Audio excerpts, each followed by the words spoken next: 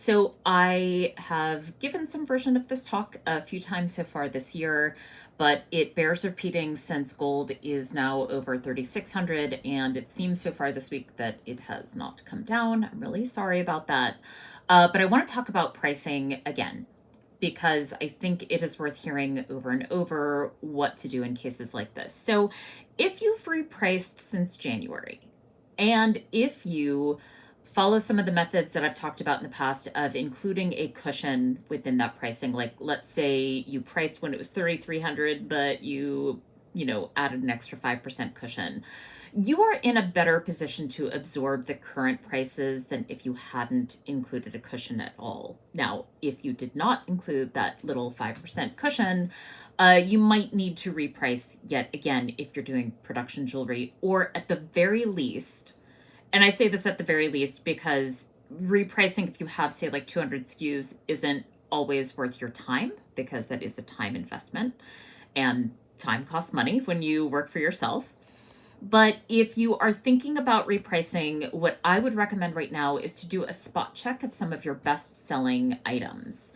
And that means that you don't have to reprice everything, right? You just take a look at your best sellers and you take the measure of what your current profit margin is.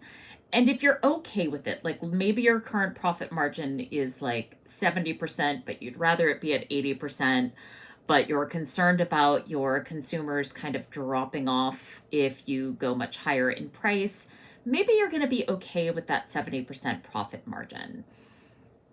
That's a very individual decision. And when I work with clients, we're often taking the measure of, well, who is your customer base to begin with? Because maybe your customer base is fine.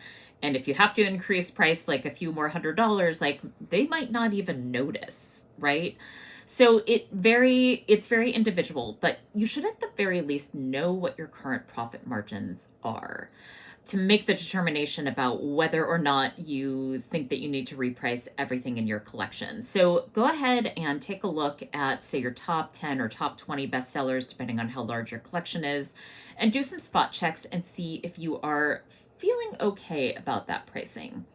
I'm going to do a video possibly even later today on what to do if you're more of a custom or one-off jeweler about how to manage with these increased prices. The short answer is that you might actually be in a better position to absorb these costs, but there are some guardrails that you should be adding to your business, and I'll cover that in a video coming up a little later.